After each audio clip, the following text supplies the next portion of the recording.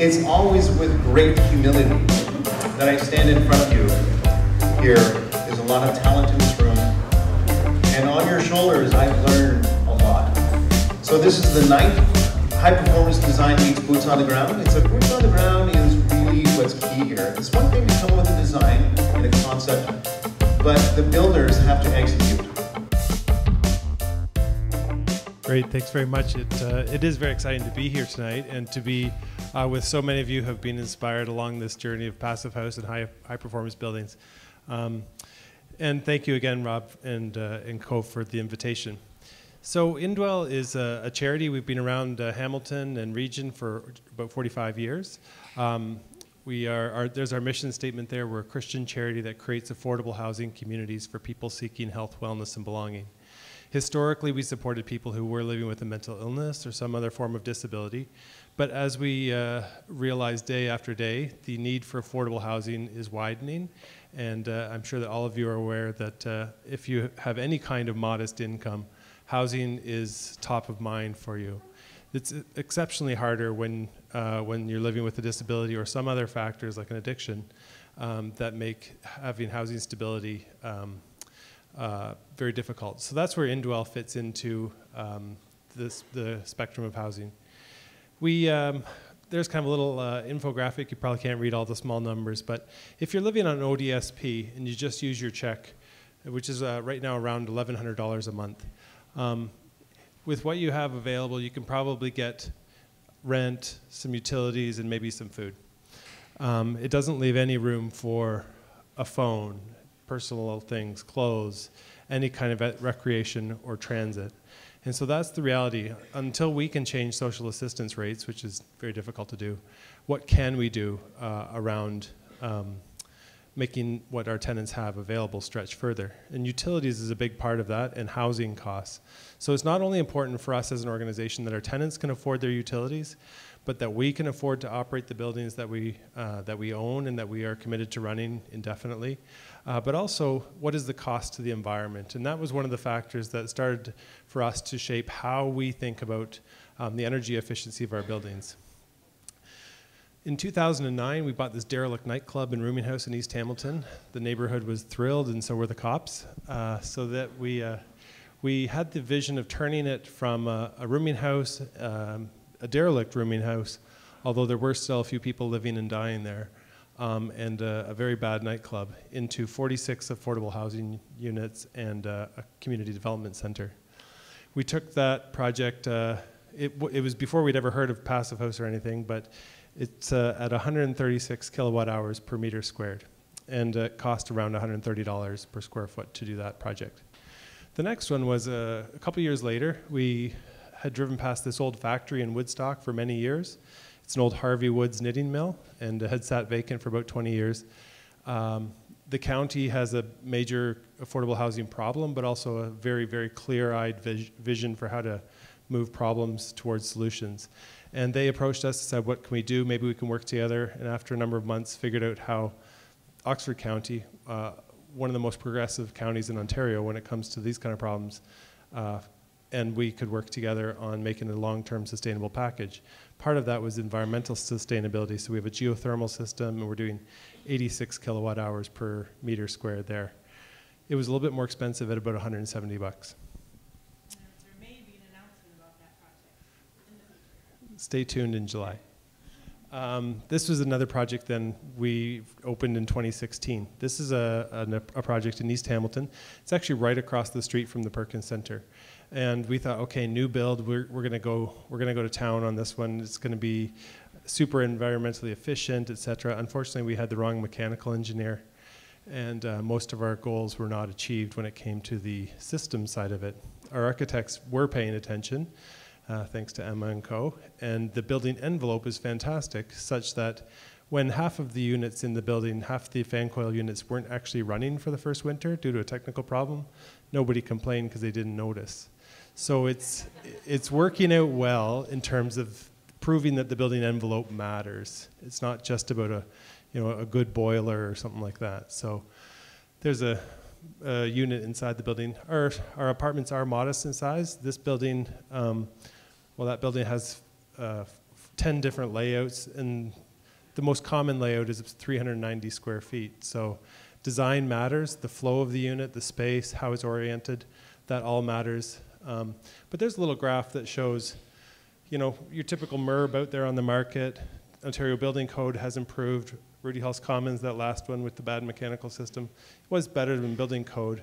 The Perkins Center, though, before we knew any of this stuff, just paying really close attention to some good planning and detailing, was getting better. And then in 2016, when we decided to move towards Passive House and use that as our benchmark for our buildings, you can see the building energy use there being charted. Now, we haven't actually opened any of those buildings yet. 2 of them are under construction. 1 is about to get permitted. But the way that they're being modeled with PHPP and everything, of course, is saying they should be hitting those numbers. So I'll pass the mic over to Emma, and she can talk more about the technical stuff. All right, so we're going to go through 3 different case studies. And the first one I'll spend the most time on because it's the one that's halfway through construction now. And so we have some photographs from that and some other details to show. It's interesting, the first 2 projects, we had kind of a similar building envelope where it was spray foam insulation on the outside of the structure. And then the third one's wood construction, so it's a bit different. But this is the project that's under construction.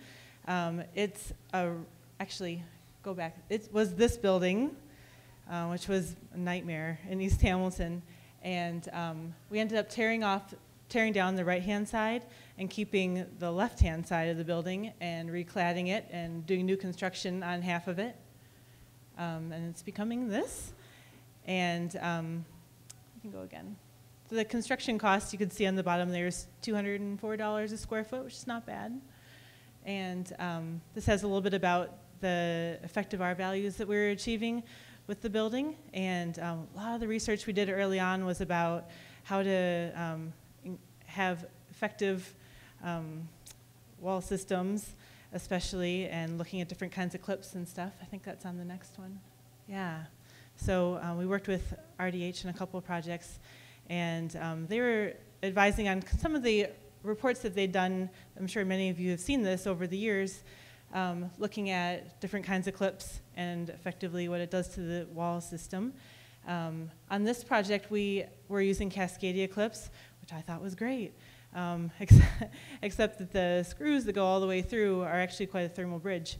So on our next project, we ended up using, I think all the way down at the bottom would be, they're actually fiberglass green girts, so continuous girts, but with only the fiberglass going through the insulation. And so we're really excited to be able to try that. Just a few details of the windows under construction. So one thing we needed to do was to have the windows on the outside of the structure within the plane of the insulation. And so we ended up using fiberglass angles. Graham has a sample here. They're actually from a company in Woodstock, Ontario. And it's like a steel angle, but fiberglass. And we use that all around the perimeter of the windows. And then we're working with Fourth Pig. I saw Nick here. Yeah. So to do the taping, lots of taping. So you can see a few of the different taping details here. The windows are clear wall.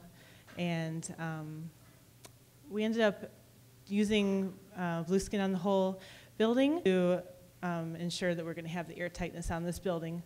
So there's a picture of Jesse there doing the underside vapor barrier.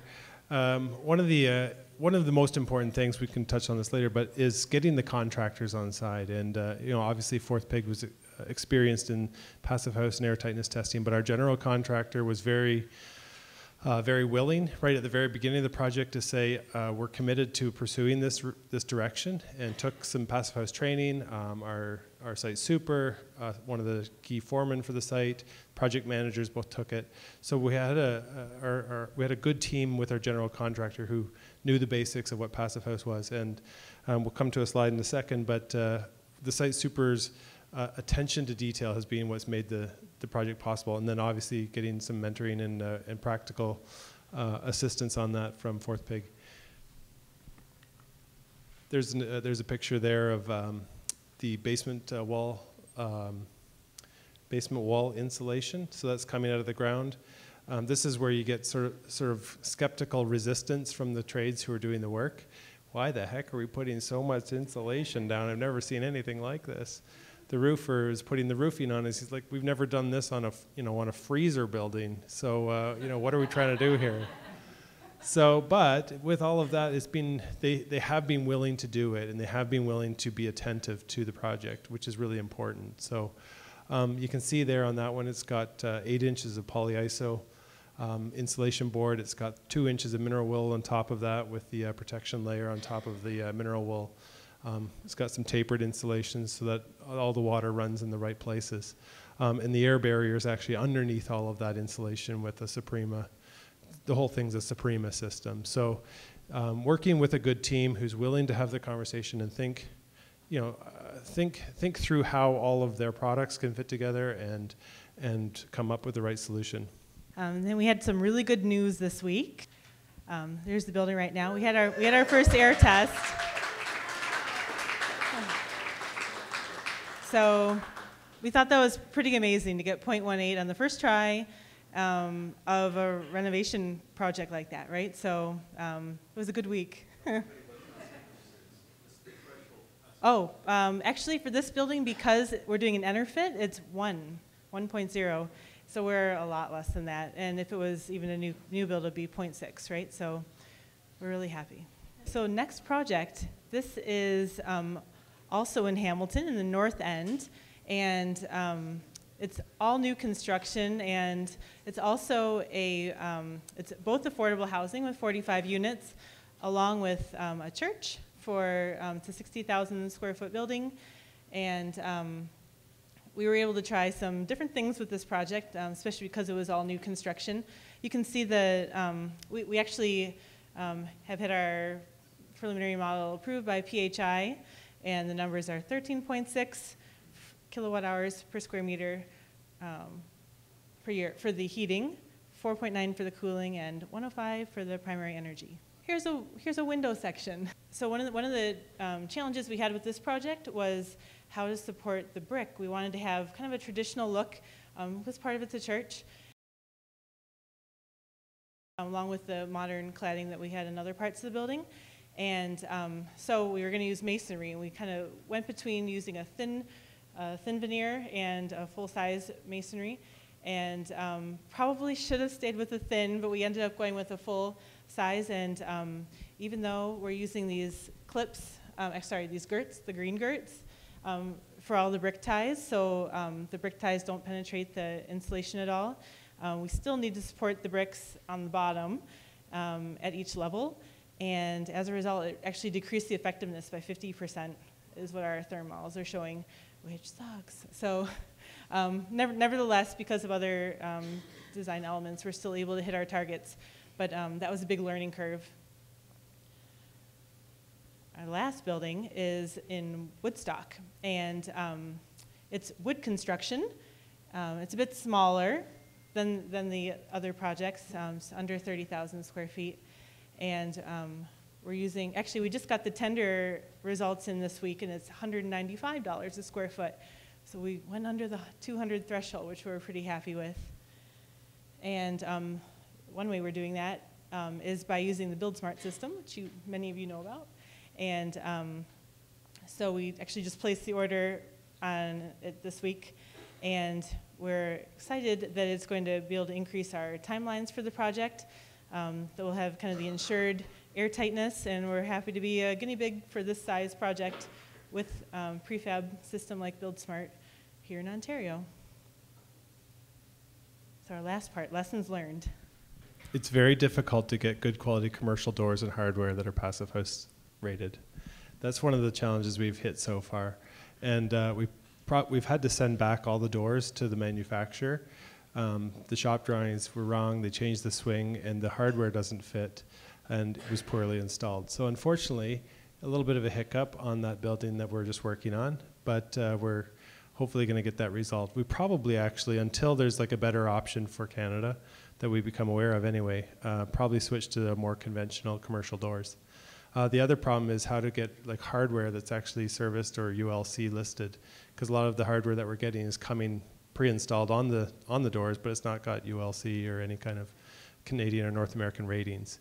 It's an opportunity if you have a window business, particularly around things like the automatic door operators and how those attach and where they pull and how they push, and all of those are complexities which we have to have on our buildings. They have to be accessible, AODA, all of that. So, and then on buildings which have like a church, you've got 500 people coming and going sort of in quick succession, or a convenience store where you hope to have a few people every minute, or a pharmacy. You want to make sure that those doors are going to be reliable for the people who are doing business. And when you're opening a door that often, maybe the air tightness of the seal is less important than sort of the functionality of the hardware. So that's one of the things we've learned. Another thing we learned was about sunshades, and I just always thought that sunshades were like a green building necessity. And so we had them on our first 2 projects. The challenge was that we, on the church project, we were actually just above our heating requirements, and couldn't figure out like what was it that was just pushing us over. So we actually ended up taking the sunshades out of the equation, and our heating load went down, and the cooling load went up a teeny bit, but it doesn't really matter. So because the building's air conditioned. So that was really interesting to learn. I would say sometimes you got to try things both ways, and don't just assume that something like a sunshade's going to work in every situation. I have to explain why. Because the thermal bridging of the brackets, and so the brackets are going all the way back to the structure, and we tried, like I begged and pleaded with our cladding supplier that they would let us attach to kind of the subframe, but they wouldn't do it, and I don't know. So until there's lighter sunshades or some way that you don't have to go back to the structure, yeah, it's something to look at. Lighter snow, yeah. Liquid rain, that kind of thing. We've realized that on larger buildings, when you want to try to get 0.6 air changes per hour, that would be on this building, 6,000 cubic meters of air per hour. So if you have a couple pinhole punctures, not that Jesse has overlooked any, obviously, but you fixate so hard on this air tightness, and when you multiply it by very large volumes, it's actually a heck of a lot of air. So paying attention to the detailing, the quality, the installation, but not being super stressed if something isn't quite perfect. That's something we realized. Another challenge on these projects has been primary energy, especially in the apartment buildings where they have smaller units, because that means you've got more refrigerators, more ovens that need electrical capacity, more everything. And especially when we're working with the PHI and the PHPP modeling, it was a challenge. And there's other things that we noticed after trying to get these numbers down for a while. For example, we had walk-in coolers for the convenience store and for a restaurant, and walk-in coolers take a lot of energy, so we were able to get rid of one of them and have more efficient reach-in coolers. And the final thing that we've realized is that it can actually be cost-effective. And I know that going into this, we sort of bit our lip and sort of dove in on the first project, not knowing how it would come out on pricing. We just said we have to do it. Since then, our director of finance has sharpened his pencil a little bit more and said we've got to be careful how we do it. And we also realized that it's not going to be adopted widely if it actually is more expensive. And so through the projects, we've been able to do our best to bring the pricing into what we feel is in line with other projects that we're tendering. There's a shortage of trades, period, and so costs are going up, period. And the numbers that we're tendering back right now seem to be in line with what we would be getting for pricing if it was just a conventional building. So we're pleased that we can be moving in this direction, and we're hopeful that many others will be able to pick up on this approach to multi-unit residential.